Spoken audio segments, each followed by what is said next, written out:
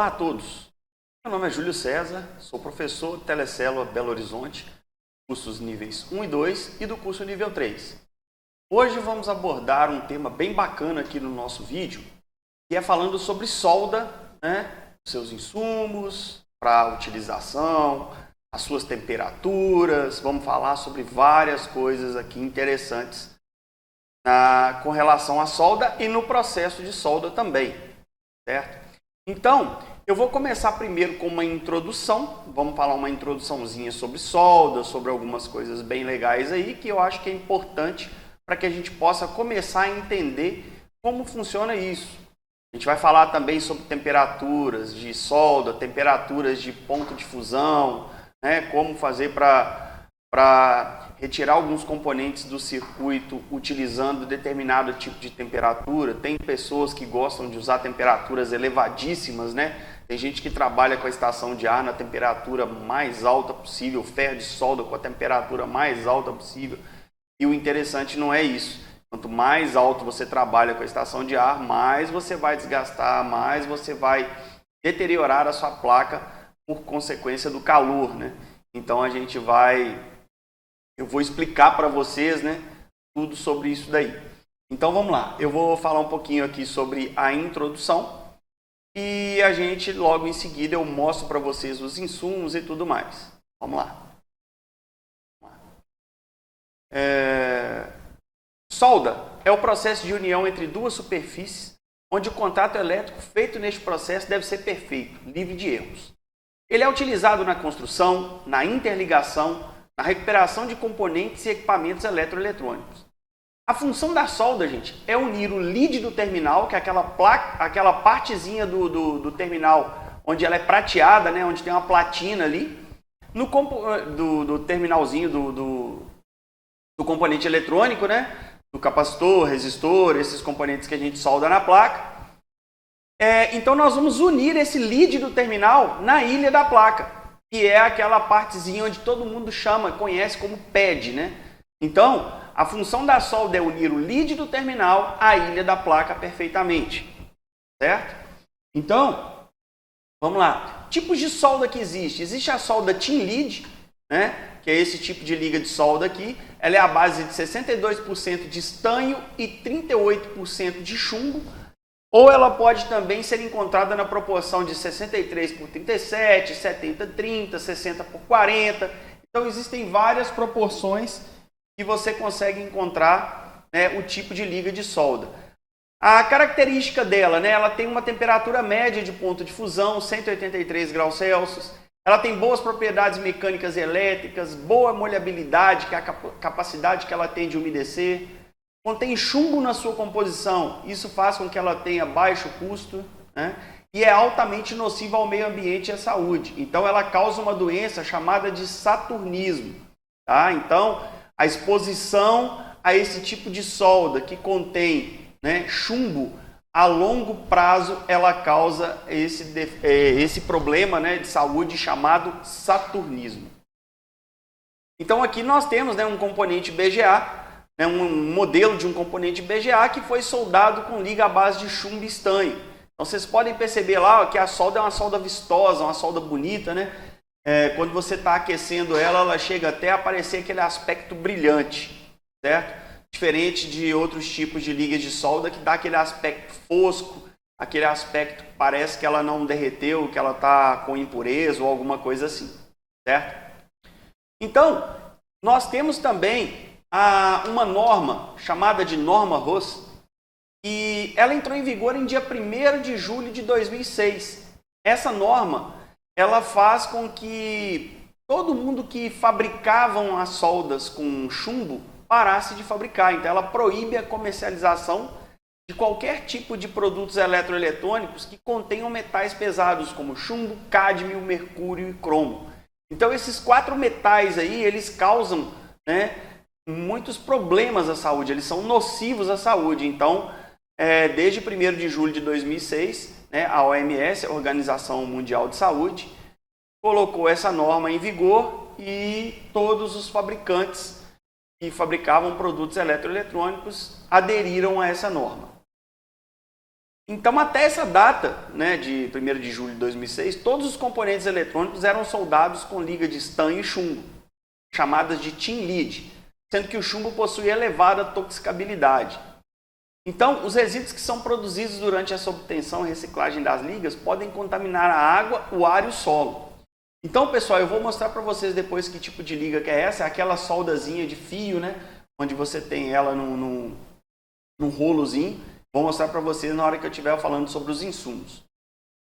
A intoxicação humana ela pode ocorrer em longo prazo. É o que eu falei. Não é encostei na solda hoje, eu estou com saturnismo, não. Tá? Isso é a longo prazo, isso é uma coisa que vai, aos poucos você vai, né, sendo gravemente intoxicado por esse tipo de solda. Então, essa doença chamada saturnismo, né, fez com que as empresas que implantavam em seus processos de fabricação a solda tin lead, hoje elas implantam a solda conhecida como lead free, certo? E ela é composta por estanho, prata e cobre, ou estanho, prata e bismuto. Então a simbologia para esse processo de soldagem a gente encontra aqui, né? Antigamente nas placas vinham, né, escrito, né, a serigrafia das placas mostrava, né, lead free ou que não continha chumbo. Nas embalagens também vem essas simbologias aqui que a gente pode verificar e conseguir reconhecer que aquela solda ali é uma solda que ela pertence à norma RoHS, né? A norma verde, né? Que é uma solda lead free. Então, os tipos de solda lead free são soldas à base de 99,7% de estanho, 0,3% de cobre. E o termo abreviado para ela LF, que significa lead free. As características dela para alta temperatura, né? Que elas têm alta temperatura de fusão, elas trabalham com ponto de fusão de 183 graus Celsius, 225 graus Celsius, 217 graus Celsius, certo? Sendo que essas duas últimas temperaturas de 225 e 217 são geralmente as temperaturas daquelas placas que vêm de fábrica, com solda de fábrica mesmo. Por isso que quando você vai retirar um componente de uma placa que veio soldada de fábrica, geralmente esse componente ele demora um pouco mais para entrar em ponto de fusão. Então, é porque ali aquele fabricante usou, né, solda com pontos de fusão um pouco mais elevados, 225, 217 graus Celsius. Elas também têm boas propriedades mecânicas e elétricas, elas não possuem elementos nocivos à saúde, é compatível com a norma RoHS. Então, a lead free, né, ela também, você pode perceber aí que ela também tem um aspecto, né, diferenciado. Então, nós temos aqui um componente BGA que foi soldado com essa liga, né, livre de chumbo. Você pode perceber que o aspecto dela não é tão bonito, tão vistoso quanto a solda tin lead. A solda tin lead, tem muita gente que fala, essa solda é muito mais fácil de soldar, ela derrete com uma facilidade muito maior em relação à lead free. Tem gente que fala, a lead free parece que nem derrete, parece que ela simplesmente amassa, dá aquele aspecto estranho e tal.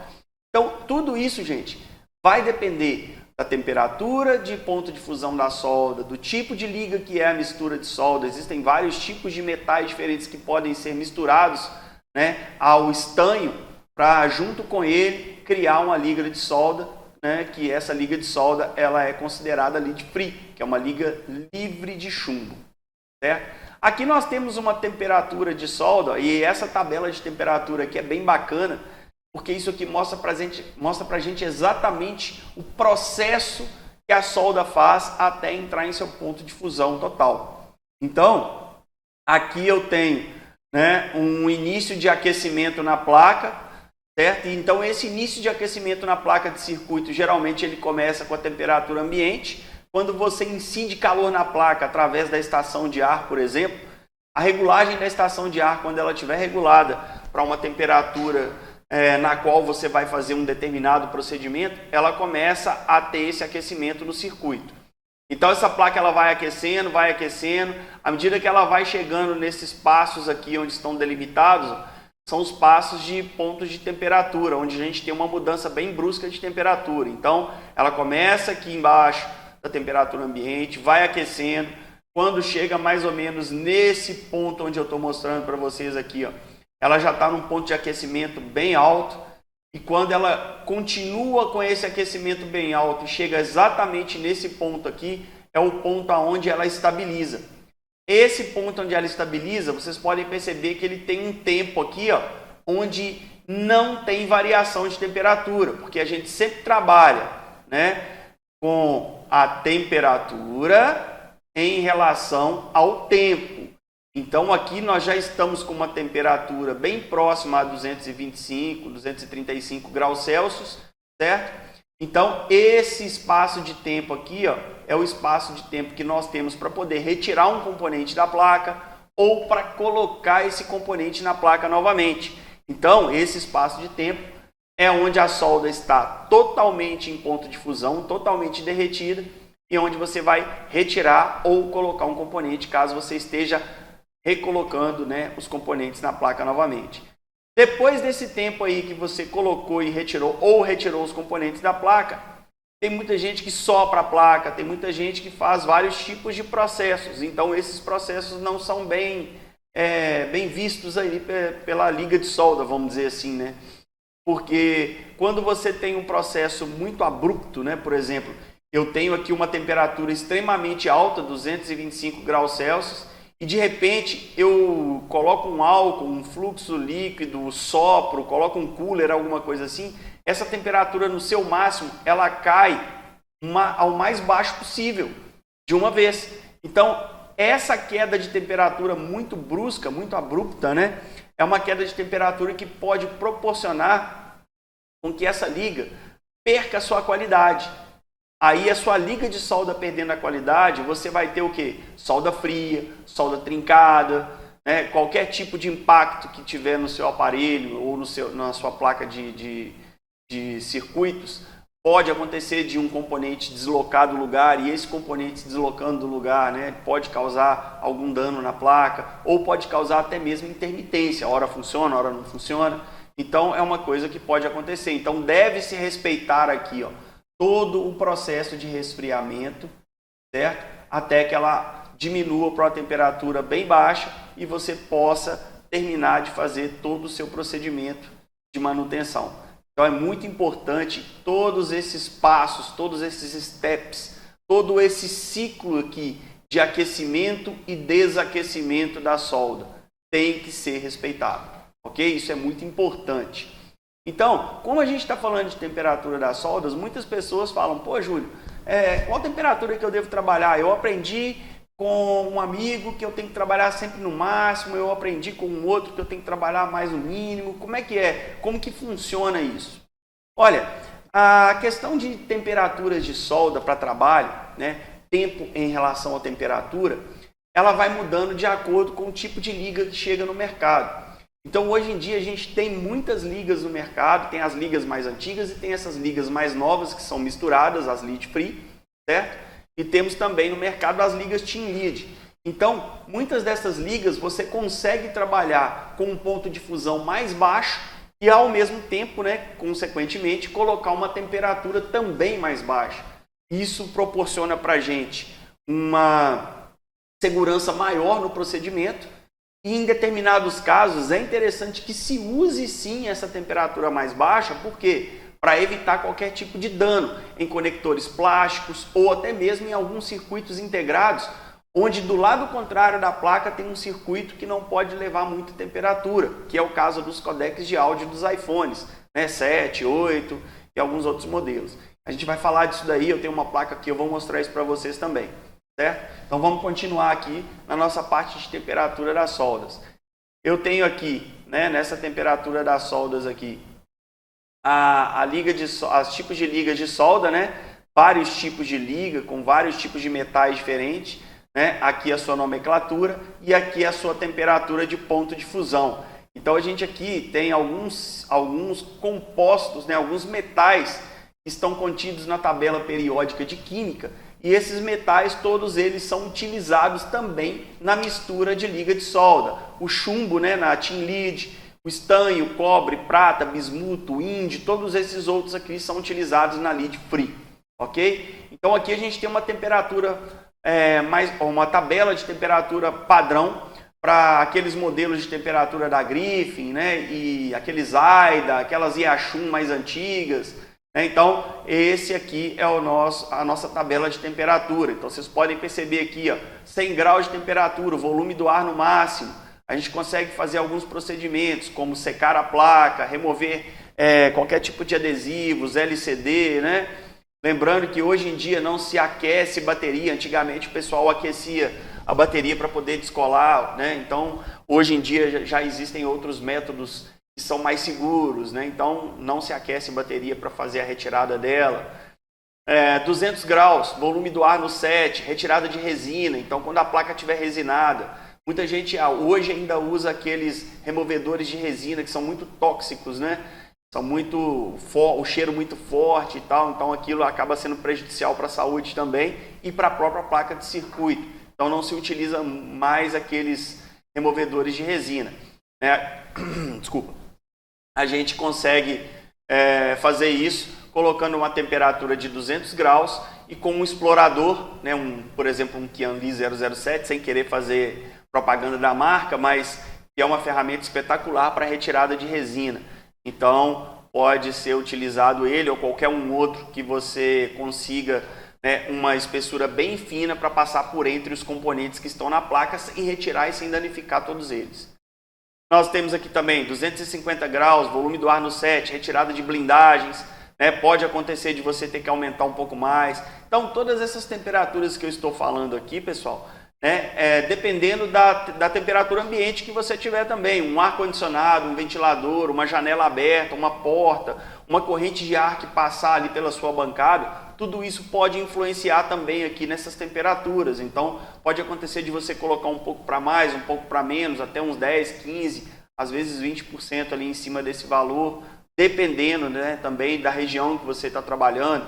Uma região muito quente, uma região muito fria, né? O nosso país ele tem regiões ali que mudam de temperaturas e as temperaturas mudam bruscamente, né? Tem lugares que são muito frios, tem lugares que são bem quentes, né? Então, não vou nem citar nome de estados ou cidades aqui para eu não me perder nisso, não é o nosso foco nesse momento, mas pode acontecer da gente ter que aumentar ou diminuir um pouquinho essas temperaturas. Então, essa tabela de temperatura que a gente coloca aqui é uma tabela onde a gente tem uma média de temperatura, que é interessante a gente seguir. 280 graus aqui, volume de ar no 3, um reflow, que é o que o pessoal chama de ressolda. A gente só faz isso apenas em circuitos integrados que não tiverem resina, no máximo 20 segundinhos sem encostar no componente, de preferência, para que quando você encostar no componente não corra o risco, talvez, de tirar ele do lugar e deslocar algum outro componente. 380 graus, volume de temperatura. Volume do ar no 3, procedimentos de solda em geral, qualquer tipo de procedimento de solda pode ser utilizado. 400 graus de temperatura, volume do ar no 3 também. Quando a gente vai fazer um aquecimento pelo lado ao contrário da placa, uma placa de sucata, por exemplo, onde você quer tirar um conector, você quer tirar, por exemplo, um componente e esse componente você precisa que ele saia, né, em perfeito estado. Então você não vai jogar o aquecimento em cima dele diretamente, até porque alguns circuitos integrados não aguentam, né, uma temperatura muito elevada por muito tempo. Então você pode fazer o aquecimento pelo lado ao contrário da placa, preferencialmente placas de sucata, certo? Então nós temos aqui também para ferro de solda 350 graus de temperatura, procedimentos de solda em geral, e 400 graus de temperatura quando você for utilizar malha de solda, né? Para quem não conhece a malha, eu vou mostrar também aqui na hora dos insumos. Aqui a gente tem um padrão Quick, tá? Então, essa temperatura padrão Quick muda aqui também o volume do ar e muda um pouco as temperaturas. Por quê? Porque essa padrão Griffin, ela tem um coolerzinho no próprio canhão, certo? Então, o ar que sai dessa estação, ele é um ar que ele é, como se diz, ele não era um ar contínuo, né? Ele é um ar pulsante. Então, por ele ser pulsante e ele sair girando, né? Ele não tem aquele ponto de aquecimento tão rápido em relação, por exemplo, a esse modelo de estação de ar, onde dentro dela tem um compressor.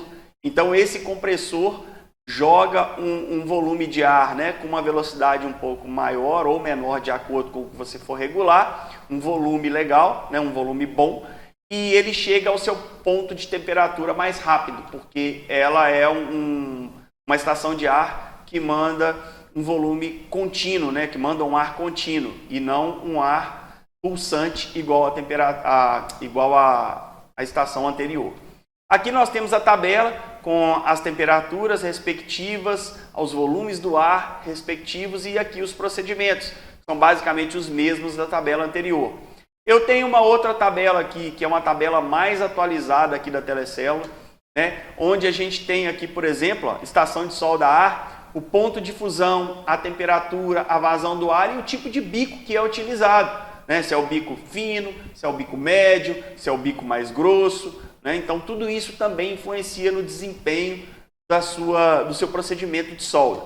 Então, quando vocês estiverem utilizando solda 217 graus ou superior, vocês podem colocar 300 graus, variando até 380, certo? Volume do ar variando entre 50 e 60 e um bico de 5 milímetros.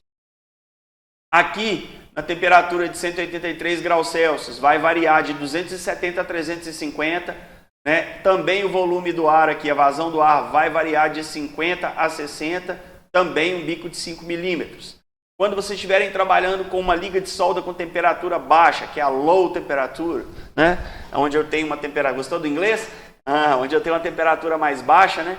Então, esse 138 graus Celsius aqui, eu vou trabalhar com uma temperatura de 250, variando, né? De 250 graus a 270 graus Celsius, ou centígrados, que é a mesma coisa, certo? Então, aqui eu também vou trabalhar com uma vazão de ar variando de 50 a 60. O bico também de 5 milímetros. Quando eu for remover blindagens, dependendo do modelo do aparelho, eu vou variar, né, de 260 a 280, dependendo do modelo do aparelho. Motorola pode chegar até uns 300, dependendo também da sua temperatura ambiente, tá? Variando de 60 a 80 o volume de ar e o bico, né, já é um bico maior, de 8, variando até 12 milímetros. Removendo blindagens, por exemplo, né, removendo blindagens da baseband, 300 graus de temperatura, volume do ar no 100, um bico de 8 milímetros, um bico médio, por exemplo. Removendo resina de 180 a 200 graus, variando o volume de ar de 40 até 70. Né? Você pode usar ali um bico fino ou um bico médio, mais ou menos. 4 a 6 milímetros. Para fazer rebale, de 250 graus a 320, volume do ar no 60, usando um bico que pode variar de 6 a 10 milímetros. E para trabalhar com ferro de solda, toda vez que a gente for fazer limpeza com a malha, a gente trabalha variando de 350 a 400 graus Celsius. Por quê? Porque em alguns casos, usar os 350 é quando a gente estiver trabalhando, por exemplo, com uma liga de solda de baixa fusão, no caso de 138, no caso de 153 graus Celsius, certo? E utiliza-se a ponta-faca no ferro de solda. Limpeza de circuito integrado. A limpeza de circuito integrado, gente, utilizando ferro de solda, geralmente a gente utiliza de alguns modos diferentes. Muitas pessoas gostam de limpar CI, gostam de limpar circuito integrado, utilizando malha de solda.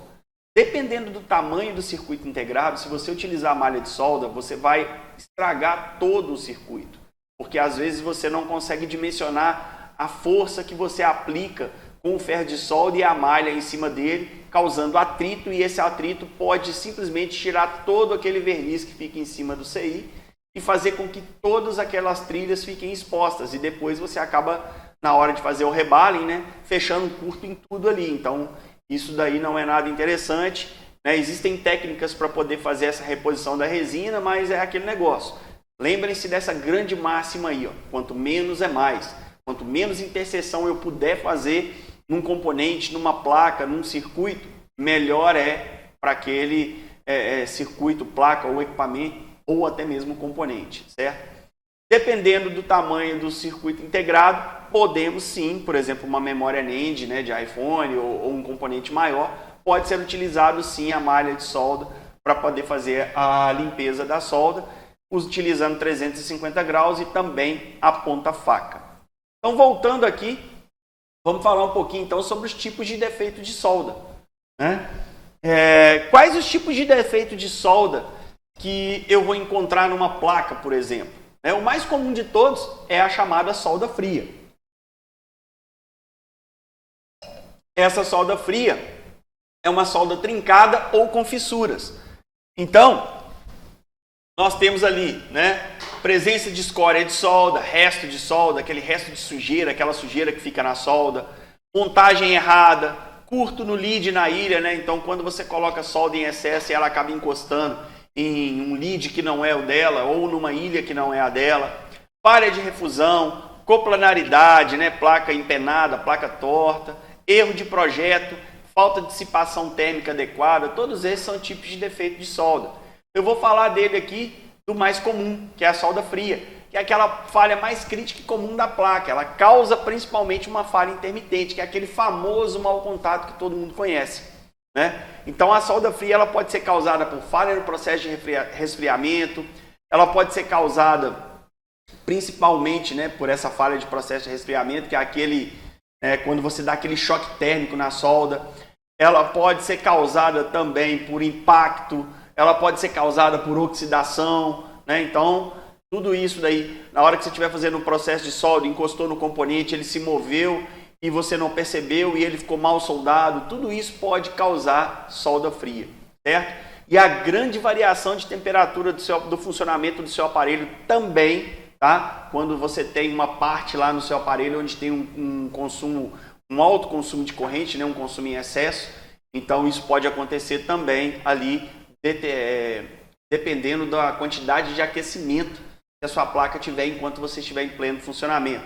Por isso que é muito importante, todas as vezes que você deixar o seu aparelho carregando, né, no carregador ligado na tomada, não ficar utilizando o aparelho enquanto ele está carregando, porque ele já esquenta normalmente, é efeito Joule, né? Ele já esquenta normalmente por conta da carga que está entrando nele, e vai esquentar mais ainda porque você vai estar utilizando. E além disso, vai demorar, vai aumentar o tempo em que ele vai ficar ali fazendo o seu processo de carregamento, certo? Falta de utilização dos fluxos apropriados são muito importantes, eu vou falar sobre os fluxos aqui também, né? Fadiga ou estresse mecânico, isso daqui, perdão, isso daqui eu falei para vocês, né, que é quando você tem ali um impacto, alguma coisa assim, ou fez algum esforço mecânico. Então todos esses aí são falhas de solda fria. Aqui, ó, uma visualização de um circuito integrado, de um CI, onde a gente consegue ver nitidamente aqui que os balls dele, né, tá com uma falhazinha de solda fria. Vamos falar um pouquinho então sobre os insumos utilizados, né? Então, para correta soldagem, junção entre o terminal do componente e a ilha da placa, a gente vai utilizar os que são chamados insumos. Então, eles ajudam no processo de soldagem, maximizando o resultado final da solda perfeita, deixando ela livre de erros. Então, eles classificam conforme o tipo de solda empregada na montagem da placa. Nós temos insumos para solda em estanho, para solda lead free. Dentre os insumos mais utilizados, nós vamos destacar aqui os fluxos de solda, certo? Então, os fluxos de solda, nós temos aqui duas categorias de fluxo, o fluxo líquido e o fluxo pastoso. Nós vamos falar dele agora também. As características mais comuns dos fluxos: ele efetua a limpeza do lead para receber a solda, ele efetua a limpeza da ilha, né, o pad lá da placa para receber a solda, conduzindo a solda para o local correto e fazendo com que ela fique perfeita. Ele ajuda no processo, melhorando a área a ser trabalhada, quando você precisa melhorar um padzinho da placa, né, uma ilha da placa que está, por exemplo, oxidada. Isso acontece muito no rebalem, por exemplo, de um iPhone X, né, aqueles do iPhone X para cima, com exceção do XR, que são aqueles iPhones que tem duas placas, uma placa soldada na outra. Então, na hora que você vai fazer aquele rebalem do interposer ali, aquela parte de solda ali, ela tende a oxidar muito rápido. Então, o fluxo pastoso ali, ele ajuda muito para que não aconteça essa oxidação rapidamente, né?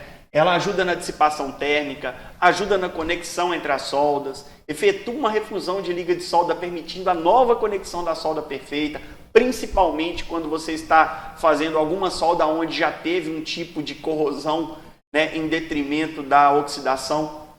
Então isso é muito comum. Você dá aquela raspadinha, faz aquela limpeza ali, tirando todo o resquício de oxidação que está na placa, e depois você vai fazer, né, a solda ficar novamente perfeita ou muito próximo disso, utilizando o fluxo pastoso e a liga de solda. Então o fluxo líquido, ele consiste em uma resina natural ou química e é utilizado nos processos de solda. Normalmente ele é incolor, tem forte odor, volátil e altamente inflamável, certo? As características dele: atua como elemento de transporte para a solda, facilitando a junção dos terminais dos componentes no pad da placa. Então ele limpa as superfícies a serem soldadas, né? Ele é um fluxo líquido que a gente chama de no clean, que depois que você faz o processo de solda, ele mistura com a liga de solda, evapora e conduz a solda para o local correto e facilita para a gente, né, na hora da verificação, onde não fica muito resquícios de sujeira, né? O fluxo pastoso ele já deixa mais isso. Ele auxilia no processo de soldagem após fundir e formar uma massa uniforme, gera grandes níveis de resíduos e, né, nesse caso, dependendo da qualidade do seu fluxo e da quantidade utilizada, pode ficar aqueles resquíciozinhos esbranquiçados. Aí, nesse caso, né, é obrigatória a limpeza da placa, né? Então, eu falei agora há pouco que ele não deixa resíduo, mas quando ele é utilizado, né, sempre na quantidade correta, quanto menos é mais. Mas se você coloca fluxo demais e proporciona um aquecimento na placa ali, pode acontecer desse fluxo, ao invés de evaporar, ficar alguns resíduozinhos esbranquiçados na placa. Tá? E como todo produto tóxico, todo produto químico, né, ele é um pouco tóxico, é nocivo à saúde e somente utilizar com EPI adequado. Aqui nós temos o dispenserzinho do fluxo líquido, eu vou mostrar para vocês também. Fluxo pastoso, vamos falar desse cara aí que é um dos mais utilizados. Então a qualidade do fluxo pastoso, ela vai influenciar diretamente no sucesso do seu processo de solda. Então a gente tem que estar bem atento a isso, né? Antigamente a gente tinha uns fluxos pastosos que pareciam uma rapadura, né? Era um negócio bem duro ali e tal. Outros parecendo aqueles docezinhos de algum doce daqueles alaranjados, que eu não me lembro o nome aqui agora, mas o que acontece? Esse tipo de fluxo, ele deixa muito resíduo, ele deixa muito resto dele. Então, é sempre importante vocês levarem em consideração que comprar um fluxo pastoso de boa qualidade, gente, não é jogar dinheiro fora, não. É simplesmente sinônimo de um trabalho bem feito, tá? Então, quando você tem insumos de boa qualidade, o seu trabalho tende também a ficar um trabalho de boa qualidade, certo? Então, ele é utilizado nos processos de solda e normalmente empregados nos componentes plásticos, conectores, circuitos integrados BGA, SMD, né, e alguns outros circuitos que a gente pode utilizar aí. As características dele, né, ele atua como um elemento de transporte para a solda, ele ajuda a conduzir essa solda até que ela chegue no lugar dela, facilitando a fundição da liga de solda e fazer uma solda ficar mais uniforme, né? Ela fica mais arredondada, assim, vamos dizer, né? Um aspecto melhor. Ela atua como um adesivo até que a solda se funda. Quando você está soldando componentes muito pequenos e coloca em cima dele ali, ele vai fazendo com que esse componente, a solda entre em ponto de fusão e ele não saia do lugar ali com muita facilidade. Ele gera grandes níveis de resíduos, né? Esse é um ponto negativo dele. Então, sempre tem que limpar a placa após o reparo. É um produto nocivo à saúde também. Cuidado com os olhos, cuidado com a boca, né? Utilizar somente com EPI. E ele serve de apoio mecânico até o processo de resfriamento. Então, depois que você soldou ali, ele ajuda a segurar os componentes ali até o processo de resfriamento, certo? Então aqui nós temos um fluxo pastoso da Foncon, que eu vou mostrar para vocês, né? Ele é um RMA, resinoso mediamente ativado ou resinoso semi-ativado, né? E nós temos o fluxo muito conhecido aí, antigo pra caramba na área da eletrônica, que é o AMTEC ou ANTEC, né? Dependendo da localidade e como você queira chamar o fluxo. É um fluxo também muito bom. Essa parte 223, 559, isso aí é a viscosidade dele. Alguns são mais viscosos, né? Outros são mais líquidos, então tem uns que são bem mais pastosos, outros um pouco mais líquidos, e é isso daí que muda também para a utilização, né? Então nós temos ali solda em pasta, vamos falar um pouquinho sobre solda em pasta também, eu vou mostrar para vocês, né? Essa solda em pasta, ela é utilizada principalmente, né, quando a gente vai fazer rebalhe, né? Também existem outros tipos de solda para fazer rebalhe. Então as características dela, né, quando ela entra em contato com calor, ela se funde e derretendo ali, entrando em seu ponto de fusão, ela vira solda líquida. Então ela chega no lugar dela com maior facilidade. As características, né? Efetuar uma solda entre o terminal e a ilha da placa, ela permite ser moldada como a gente quer, né? Você coloca ela lá no lugar e molda ela do jeito que você quer antes do aquecimento e aplica o calor. Ela gera grandes níveis de resíduos, né? Tem que tomar bastante cuidado para ela não se espalhar na placa e não poluir a placa, certo? Então tem que limpar depois do rebale, certo? É um produto nocivo à saúde, sempre utilizar com EPI. Ela deve ser armazenada, isso é muito importante, abaixo de 10 graus Celsius, tá?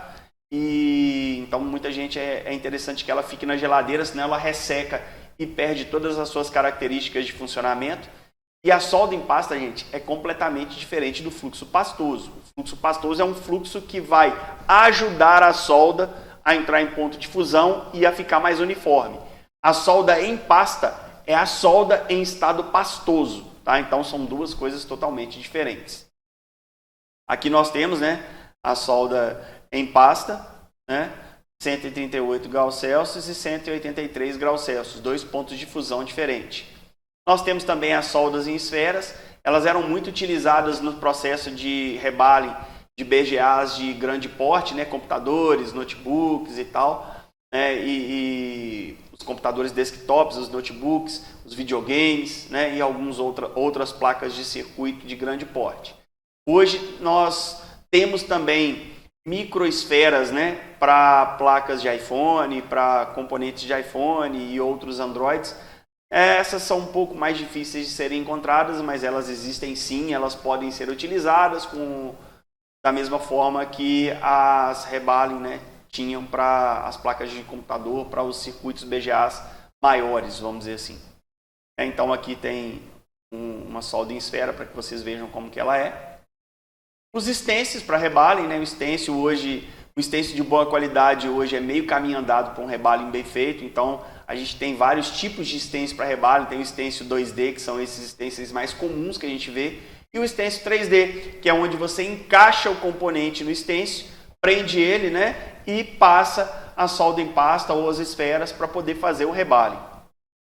Então é muito importante que vocês utilizem stencils de boa qualidade, certo? E aqui, como que o BGA fica após o rebale, né? Então, eu vou, logo mostrando isso aqui, eu vou começar a mostrar para vocês os insumos e como que os BGAs ficam, né, após o rebale. Então, senhores, eu vou voltar para a tela aqui, onde eu vou mostrar para vocês os insumos. Aqui a gente já falou até agora, todos eles.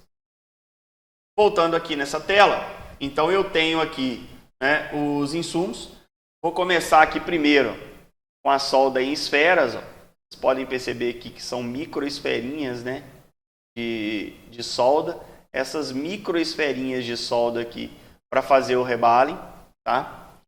Eu tenho aqui solda em pasta 138 graus. Tá vendo? 138 graus Celsius. Tenho aqui também solda em pasta.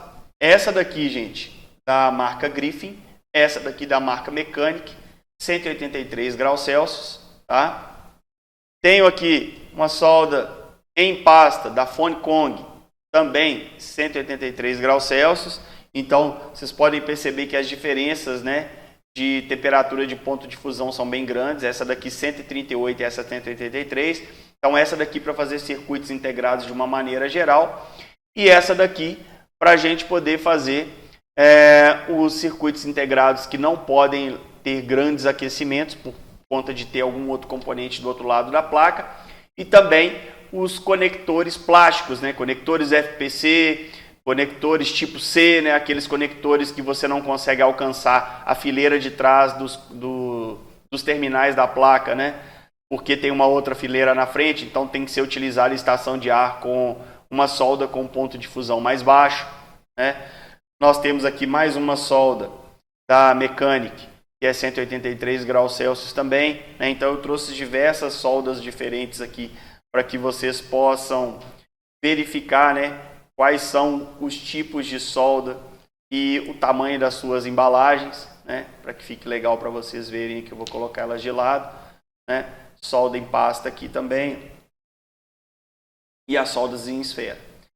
Vamos falar um pouquinho agora sobre outros tipos de insumos, que são os fluxos pastosos.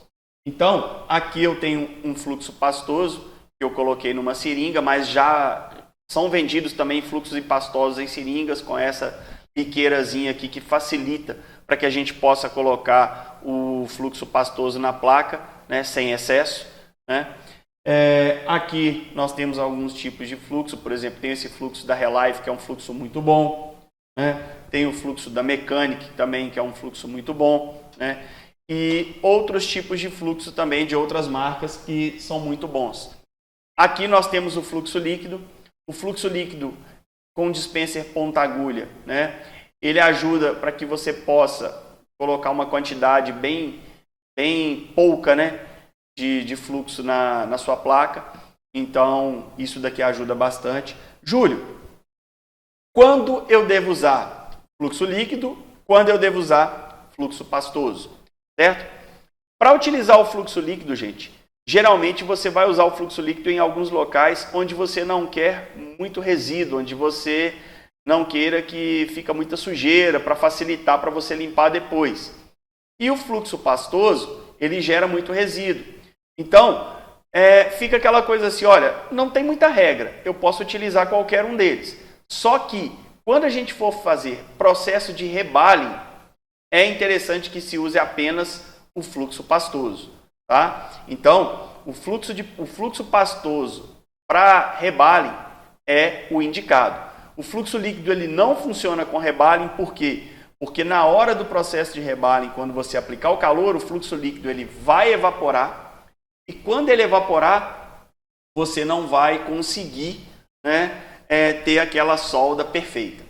Aqui eu coloquei para vocês, eu tô mostrando para vocês aqui, isso aqui é uma mistura de solda, vocês já devem ter visto nos vídeos que a gente tem aqui da Telecelo. Essa mistura de solda aqui é uma mistura de 90% de solda em pasta e 10% de fluxo pastoso. Então, essa mistura, nós fazemos ela para facilitar, tá, a solda. Ela auxilia na troca da liga. O que é a troca da liga? É quando você retira um circuito integrado de uma placa e esse circuito integrado, ele simplesmente está com a solda de fábrica e essa solda ela é muito difícil de sair. Então, como ela é muito difícil de sair, o que acontece? Você, na hora que vai passar a malha, acaba tendo que fazer algum esforço mecânico com o ferro de solda e esse esforço mecânico acaba arrancando algum bol, acaba danificando a sua placa. Então, a gente utiliza, né, essa mistura aqui para fazer a troca da liga. O que seria essa troca da liga exatamente? Eu retiro o circuito da placa, o componente da placa, misturo essa solda junto com a solda que está na placa, faço o derretimento, o ponto de fusão dela com o ferro de solda e logo em seguida eu venho com a malha de solda retirando todos os resquícios de solda, né, da placa. Então eu posso utilizar também uma malha de solda, né? A malha de solda também não tem muito padrão, vamos dizer assim, eu tenho que usar uma malha mais fina, uma malha mais grossa. Você vai usar a malha de solda da espessura referente ao que você estiver trabalhando. Se você estiver trabalhando num espaço muito limitado, muito pequeno, se você pegar uma malha de solda dessa mais grossa, você vai ter dificuldade para trabalhar. Agora, se você estiver trabalhando num espaço que é bem pequeno ou bem maior, você pode utilizar no caso, você pode utilizar essa malha aqui. Trabalhando num espaço bem limitado, existem malhas um pouco menos espessas, né? Um pouco mais finas, que você pode trabalhar tranquilamente, certo? Então, a malha de solda, ela auxilia no processo de remoção da solda, do excesso de solda que fica no circuito. Então, a gente utiliza, né, esse tipo de mistura para fazer a troca da liga de solda e, posteriormente, a malha de solda para fazer toda a retirada e limpeza da solda que fica no circuito. Então, eu vou mostrar para vocês aqui alguns tipos de circuito, né, em que foram utilizados soldas para vocês verem como ficam os rebalings, né? E vou mostrar também numa placa de um iPhone aqui o codec de áudio e o que tem atrás dele, que no caso é uma baseband, que se você aquecer demais pode proporcionar, né, a falha da baseband. Seu aparelho pode ficar sem rede, pode ficar totalmente sem nenhum tipo de comunicação com ondas eletromagnéticas, né? Então vamos lá. Aqui eu coloquei no microscópio. Então, Vou começar primeiro aqui, ó, pela placa do iPhone, né? Essa é uma placa de sucata que eu peguei ali na minha sucata, onde eu tenho um codec de áudio. Para quem não sabe, o codec de áudio desse iPhone aqui, ó, é esse cara aqui, ó, certo? E se eu virar a placa aqui devagar, ó, olha só, logo do outro lado eu tenho uma baseband aqui, ó. Essa baseband fica abaixo do processador. Esse processador chamado baseband aqui é o processador da parte de RF do aparelho. Então ele controla toda a parte de radiofrequência do aparelho. Essa é uma baseband da Intel, tá? Então ela é retangular aqui, ó. Então esse formato retangular é um formato da baseband da Intel. E como ela fica exatamente do lado oposto ao codec de áudio, se você fizer um aquecimento muito grande aqui, tanto para tirar ou para colocar esse codec de áudio, o que vai acontecer? Essa baseband vai acabar esquentando demais e parando de funcionar. Aí depois você vai ter o serviço de ter que recuperar, né, as soldas da baseband novamente, certo? Então, uma dica muito útil para quem vai fazer codec de áudio de iPhone é, quando você pegar um codec de áudio novo, você limpa ele, coloca uma liga de solda de 138 graus Celsius e faz o rebaling com ela, com uma liga com ponto de fusão mais baixo, certo?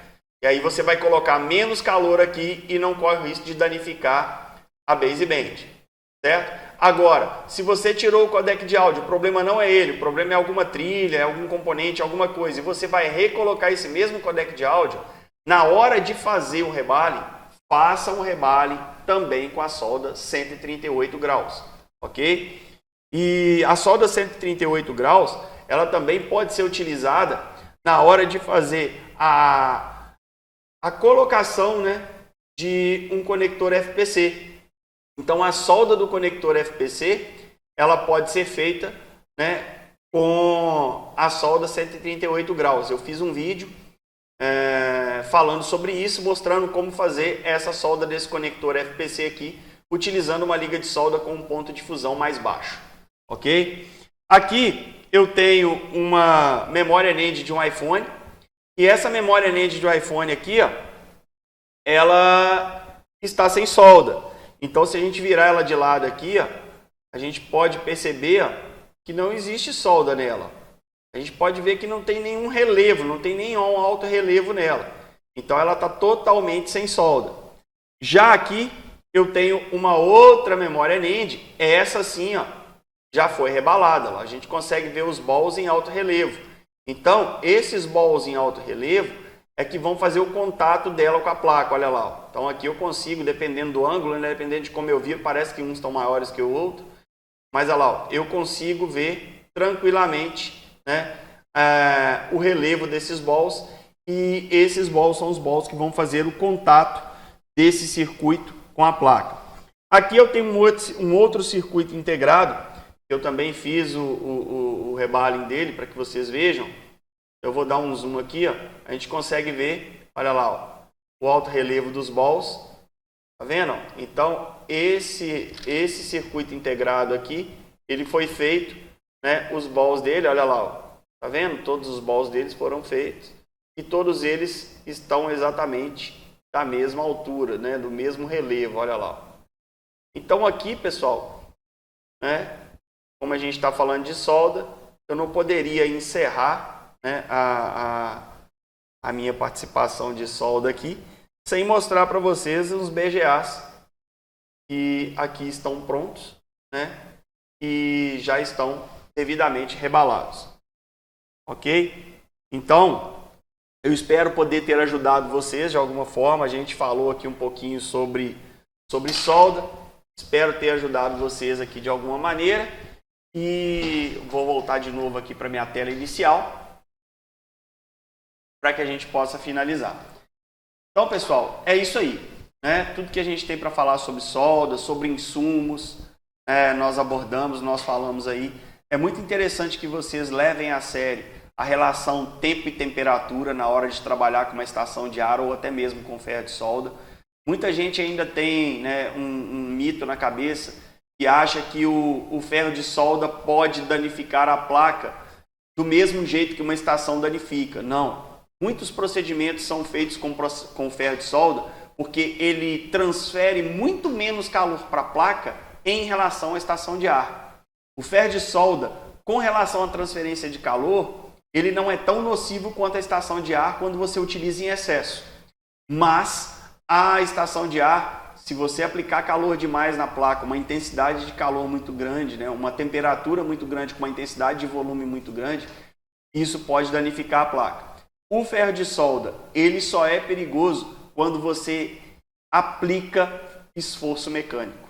Então, trabalhar com placas muito pequenas de smartphones, tablets e afins, não se deve imprimir muita força. Não se deve colocar muita força. Sempre trabalhar com a mão suave, a mão leve. Procure uma posição de trabalho confortável para você, ao invés de ficar virando a mão toda hora na placa para poder mudar de posição para fazer a limpeza ou para fazer alguma solda. Lembre-se que quem gira na bancada é a placa e não é sua mão. Se você trabalhar com a mão parada sempre numa posição boa para você trabalhar, você vai ter um serviço muito mais bem feito e muito mais rápido. Agora, quando você fica fazendo muito malabarismo, virando a mão demais na bancada para poder fazer soldas de qualquer forma ali, de qualquer jeito, esse tipo de solda aí pode não ficar tão boa quanto você fazer, por exemplo, um processo de solda com a mão mais estática, né? Mais firme ali, ok? Então, espero ter ajudado vocês e até a próxima. Muito obrigado a todos aí.